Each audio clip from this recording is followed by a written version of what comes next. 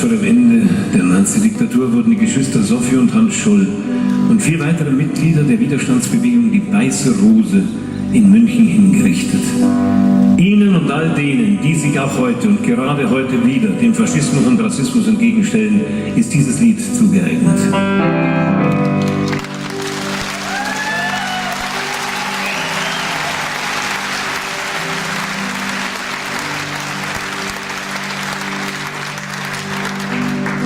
Jetzt haben sie euch zur Legende gemacht und in Unwirklichkeiten versponnen.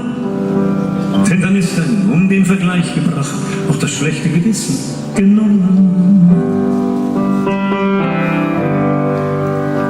Ihr werdet heute genauso unbequem wie alle, die zwischen den Fahnen stehen. Denn die aufrecht gehen, sind in jedem System nur historisch hoch angesehen.